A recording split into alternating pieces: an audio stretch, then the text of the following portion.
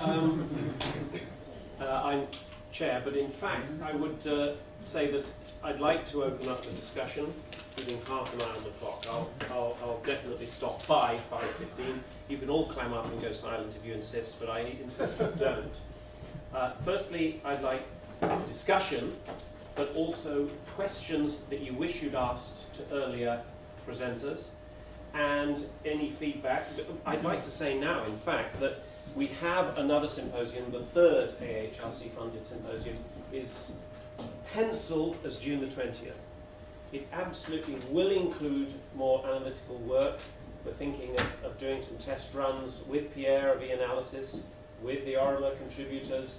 There is that side, the possibility of, in fact, inviting Pierre to actually give a workshop on eAnalysis. That is getting people around half a dozen computers to show them actually hands-on. We've had 2 brilliant demonstrations this year. Perhaps the third one should be a hands-on one, Pierre, possibly in June. Will that be possible by June? So I'm going to flag that up as one possibility, that we might have a lab session with half a dozen machines on. What do I mean? 25 machines, and actually introduce people to how to run, if they wish to see what's, and they can bring all kinds of music, all kinds of genres of electroacoustic music, recorded music, everything like that.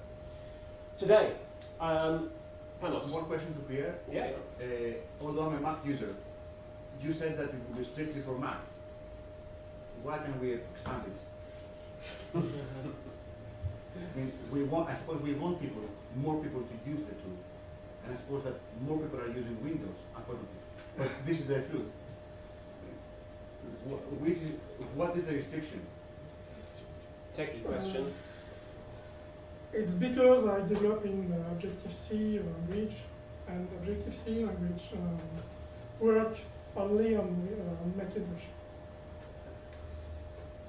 Well, Macintoshes have a Windows emulator, so you'll have to get a Windows machine to have a Mac in it. When you finish a PhD and you're looking for a grant, you could ask for money to port it onto Unix. We will talk later, really. Thanks, This software works also with a very small MacBook Air, the first MacBook Air, and it works very good. And you don't need a very powerful computer to use eAnalysis. Can I just, I don't think I would be able to use this because it's a lot of dragging of the mouse and using the mouse, I think, to drag things into the main view, isn't it? The main window. I'm speaking of events, I think. You can't just copy and paste them, or you have to use the mouse, don't you, to do that? Use the mouse to find the object or the event that you want to use. Then you drag, and then you can copy and paste afterwards. Right. Yeah, it's quite visual. Yeah, I thought. I was just curious. Yeah. But the tagging of events in the oral domain, David, might be an interesting film. Yes, I think that sounded really interesting. Because you have to put text. Well, he was just simply clicking with sectional data, so that type of thing, partitioning, is easily done. Just have a bit of a question here actually about the software. Would there be any, just an essential term, would there be any way of having an input so you could press record and verbally annotate something at a point at the start? You just put a marker in so I can come back for it later or make that the event rather than. That's a good idea. Dictaphone.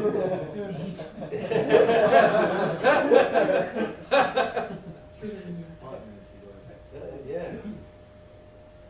We should have you two talk afterwards about pointing it out to you as well. That would be good. Absolutely. Further questions, not just for Pierre, but issues for the community's discussion. Mike is open-eared as well for what kinds of things we might discuss via ORAMA, which is going to be public in 2 weeks' time, as he said, and what issues we might address at the next symposium. But please, questions for Gary, questions for Michael, any issues that have been raised today as well in the ORAMA group. Pierre and me and myself. Simon, did you change your mind about things this afternoon? Yes, actually, Simon said unnecessarily apologetically in an early email that he knew nothing at all about electroacoustic music. But then, in a sense, but no, I do so deliberately because a fresh pair of ears and eyes is very useful at these symposia. How, and you've taken copious notes there, I see. One or two. Can I ask you for your responses? Because you're an interested comer who hasn't had, as you say, a lot of experience within this field, but the issues you've addressed are exactly pertinent. Responses in what? Well, does Symposium Scotland? Fantastic. Yeah, I mean, it's great. It's good that you're developing new tools. It's good that you're addressing the questions of analysis, etc., etc. If I had one suggestion or one comment, it would be not to rule out other existing approaches that are there. What I was thinking of, particularly for the software, particularly when the guys were going through the analyses earlier, and it all goes onto the sonograph. In fact, you could often suppose it to be on the sonograph. And I was thinking, well, I know of a function that would automatically analyse this and produce another viewer display, which would make that analysis that was currently on the sonogram so much easier. Why not use it? To what are you referring? Which? I'm thinking things in the Mir toolbox, for example, or in the IPM toolbox as well. So these are machine learning type approaches that have been used for automatic analysis, but they will produce, for example, a spectral central view or a spectral brightness view, and then some of the things that the analysts were picking up by ear would be much easier to show of that kind of view rather than just on the sonogram. You must know the Mir toolbox, do you, Pierre? Yes, there are several projects for that. One project, two projects in general, and one very a student worked on. It's a sort of it's an interactive system, and with this interactive system, the system proposes segmentation, and you validate or not the segmentation, and if you not validate, the system recompute another possibility segmentation, and it works with spectral centroid, with noise brightness, etc. And there are also other projects in IRCAM to describe, to have an automatic analysis with a sound descriptor like spectral centroid, etc. And it works very good. Yeah. And there is a very good software to improvise in live with sounds from the various analyses of the sound descriptors. And I use this software to analyze. It works also to analyze because it creates maps of the sound. It's very interesting.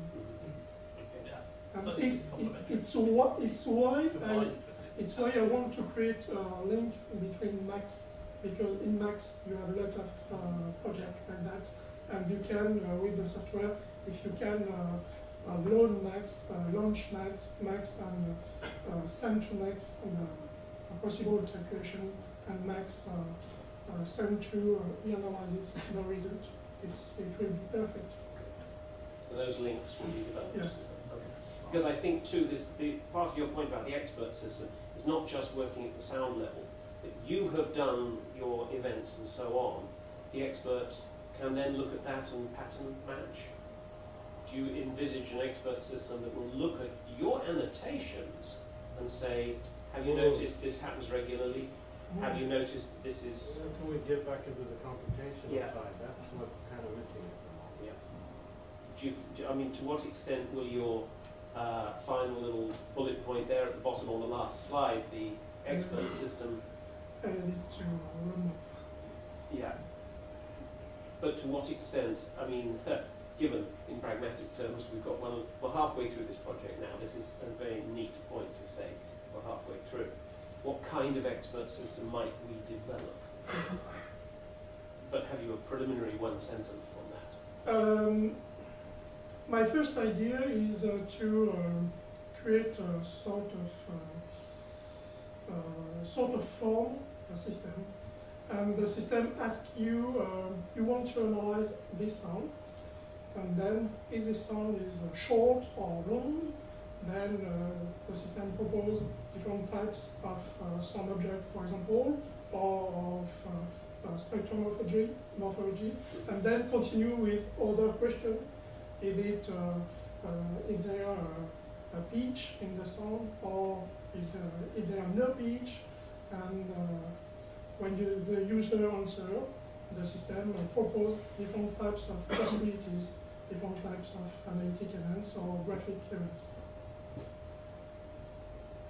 Okay, so but anyway, it will be the first stage of an expert system. Yes. I did have a question which actually was to do with Gary's descriptions this morning. In a sense, it's a question for Gary as much as for Pierre. Could you envisage those menus addressing the issues that you did in your Stockhausen analysis this morning, Gary? And if so, how? Well, you're thinking about would there be a solution in terms of graphic symbols? Yes. Okay. An approach within our software. We have to reach back to think about what's the purpose of the analysis. That's come up numerous times, I think, during the day. So I had a very clear goal in mind, which was to capture the notion of aesthetic experience and the aesthetic blend. And I think that is really a challenge because, in fact, we are dealing with art here. What is the purpose of being in the realm of an art if we don't get back to that? Okay. So then there's things, for instance, in the analysis I was doing, there were certain things that had to do with taking perceptual events and then capturing them in GIFs. A lot of these graphic symbols don't seem to go much further than that for me. So I think it's a question about what about all the other layers. For instance, the fact that there's active building of patterns and anticipation. I think it may be in the minds of people doing the analysis that they're putting these symbols on the page and saying, oh, that's actually for creating for me a sense of suspense, and then there's a rifle here. But you need to capture that in some way, okay? Because that has something to do with emotion and how the felt quality of the music is. So I think that all of these analyses, for all of us doing analysis, there has to be a point at which we're addressing some point. The analysis is about something. It's telling something. It's expanding our aesthetic capacities. It's expanding, us and our capacities for perception and understanding. And that needs to come through. So in that sense, lots of graphic symbols would be helpful. But now it's also the issue of to what are you applying? Yeah. What are you doing it for? Yes.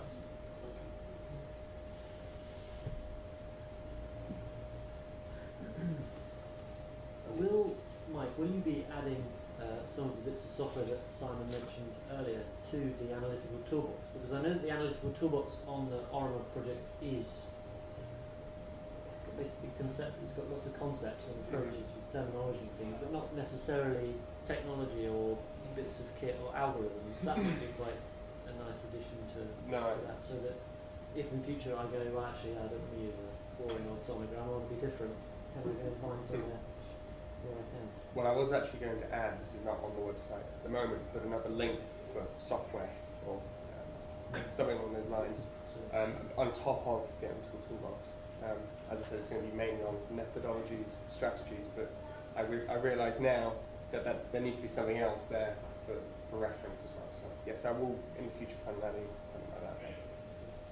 Ben. A couple of things that have come up today. A recurring theme has been this idea of sociology. So where things sit seems to have some kind of importance on the meaning of that music. I wonder if, just picking up on Andy's point, whether part of the Orama project could have something rooted in sociology as an analytical tool, but also going back to some of what Simon was talking about this morning, some more scientific roots into this as well. So looking at emotion and how, I know that Panos's work is about narratology and kind of emotion, I guess. I don't know, I've not done it. But I can see how Political history, let's say. Yeah. Political history. Okay. So there are things here that we're not addressing as part of this analysis, which I think could feed into what we do in the other project. I remember in the last symposium, in my short talk, I said something which I think is very important. I mean, we need this kind of information which goes beyond the sound. I mean, I'm composing a piece at the moment, and I'm using a recording of a real funeral, which there is a mother that cries for the loss of her 25th son. I mean, what kind of analytical tool would describe this experience? So we need, I think, that we need, if we want to analyze or if we want to understand, if you like, not to use the word analysis, a particular piece, maybe we need some extra information, which is sociological, is political, it goes beyond the sound itself, but it has to do with the meaning that the piece is conveying to the listener. Yeah, I think that having so many analyses up there with sonograms helps foster the illusion that meaning is in the sound. And there was this long thread in CEC recently about whether it's in the sound or is it in the mind. Well, I think it's pretty obvious. It's in the mind, and so there's a sense of gravity, I think, in those sonograms, which is problematic. And so here's an example, I think, of a kind of meaning that's so desperately important that isn't captured there.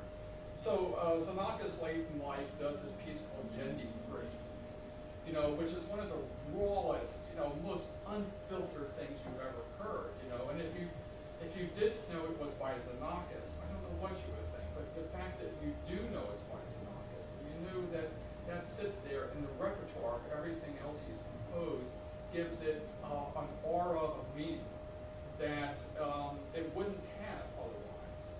Now I've got to be able to connect that aura of meaning to something, some sort of meta-knowledge. And I think that would be in itself an important task right there. Can we capture meaning of that sort? Well, that was why I finished with the thought that nowadays, at least the new techniques are retaining the sonic information in real time while we read. Michael, then Lee.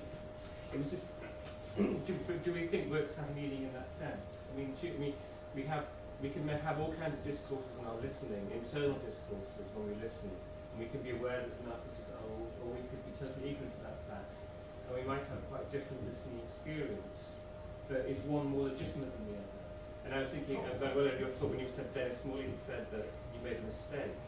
Where it's almost, well, who is the composer to say that you heard his piece wrongly? Yeah. We're entitled to our own reception of the work that we hear. Yeah.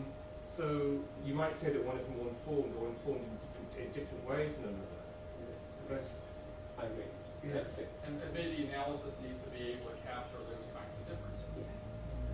But I was wondering if I may, in one suggestion that occurred to me about what the analysis is for is that with the analysis is this fantastic tool of formalizing certain ways of description, so that if we drop an icon saying, well, this is suspenseful, then we have, if we have a lot of analyses making that assertion about different pieces, we have a whole load of examples of what people think is suspenseful.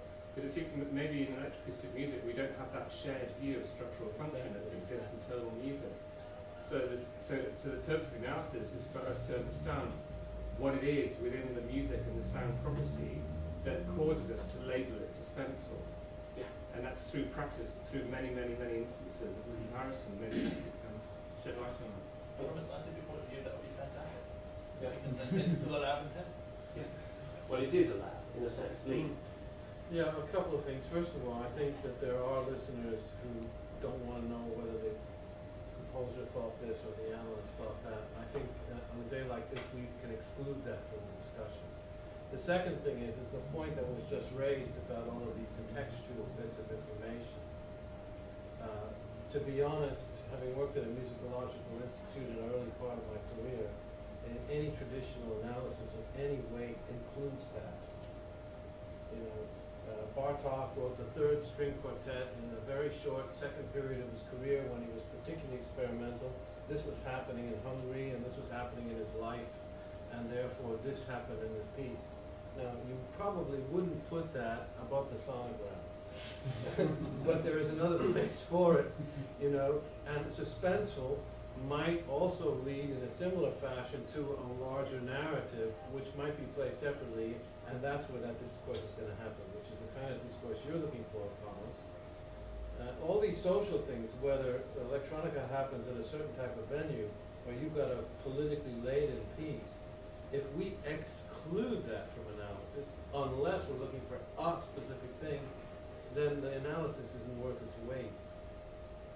That's why that whole personal and dramaturgical and political, a lot of people that make acousmatic music couldn't give a toss about politics. But if art is to play the role it has traditionally, we might acknowledge that a lot of good art does, and we need to be able to express those. It's just something actually that bridges across the last 3 points. And it's a work being done at the Fraunhofer Institute at the moment on emotion recognition in pop music, and it's what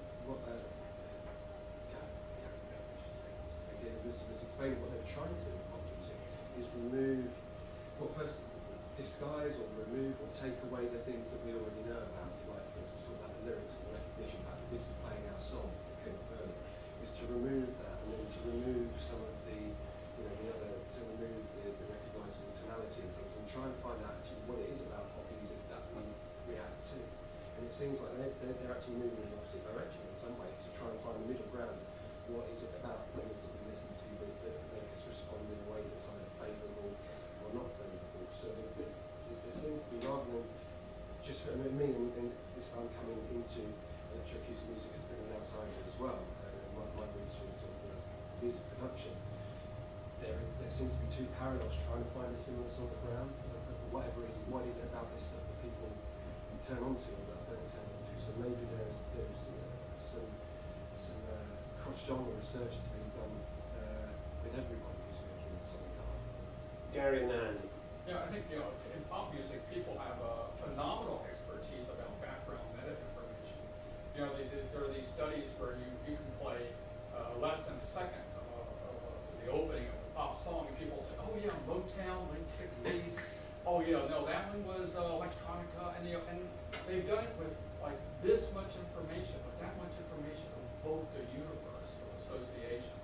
So obviously, that's an important part of the things that are there, even for what we might think of as naive or untrained listeners. You know, they have tremendous capacities in this regard. Andrew.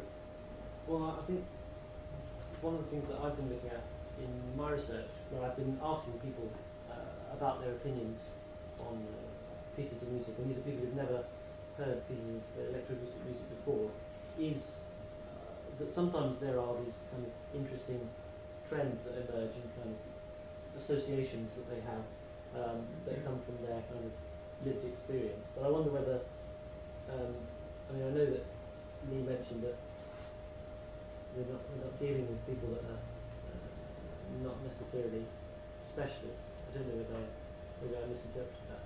I don't know whether there is room still for the more general public on this site, or whether it is more for the community. Is it possible to have use this as an access tool, for example, to, as you mentioned, it's kind of visualization of pieces helps people to understand it. So there were two types of analysis. One was to prove something you already knew. Is that what the first one was, more or less? Or the other was to try and discover new information to share?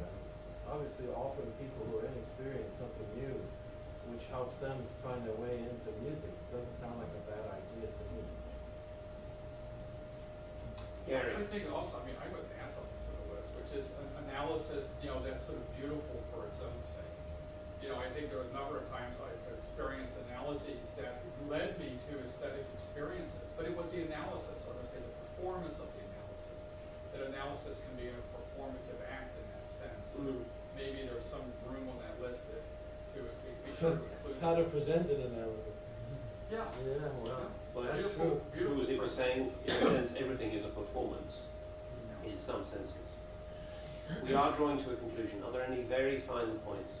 We can carry on courtesy of what we here know as the second office, the Swan and Rushes, or anywhere in the locality. Bill, finally.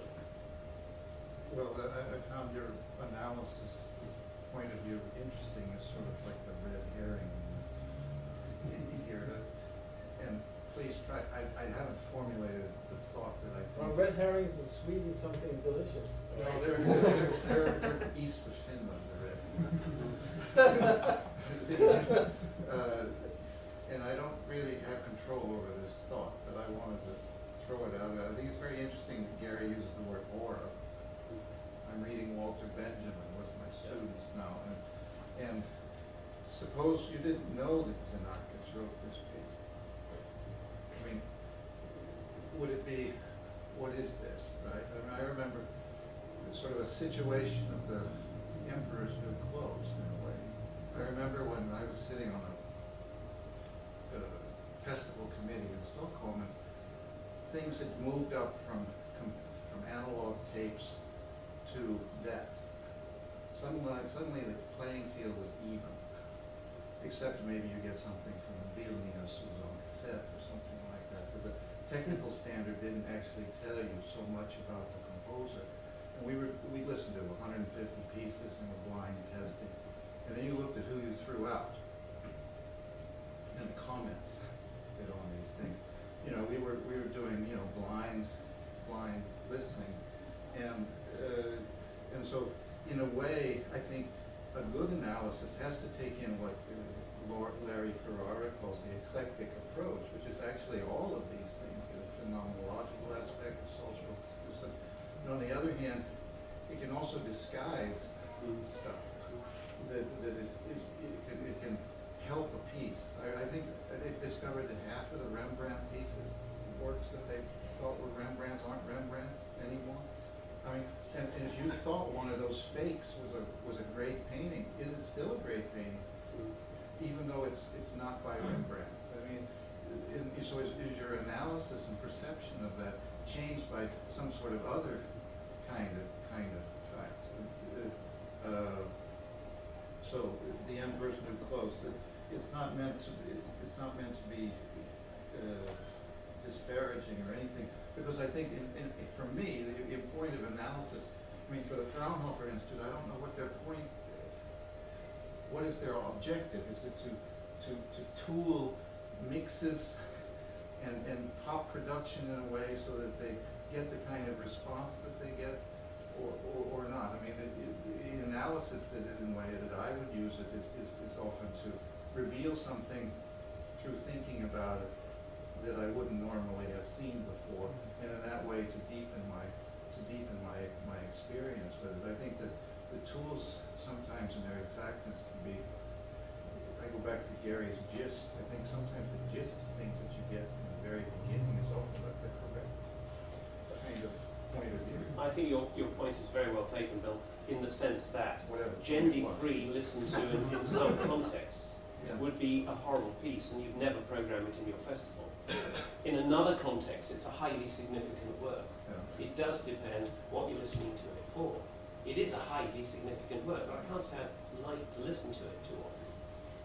You know, it's rather like the Merzbau in that sense. So that again is a context-specific judgment. It may be correct to blind test it and say, no, we weren't having to do that. He's a ghastly piece of noise. In another context, to say, well, actually, it's highly significant given his particular history in that context. Yes. Well, I mean, you're actually looking. So go back to what's the meaning or the significance of these things. Is it immanent in the work, or is it the things that we bring to the work itself? If it's not sound, it's a negotiation. Then what is it? You know, because if you can hear something and you say, "Wow, that's sound," you know, that's significant, even if you don't know anything about it. Alas, I really have to bring it to a conclusion. This conversation could go on. I want to thank all the contributors. That means everybody in the room. Thank you.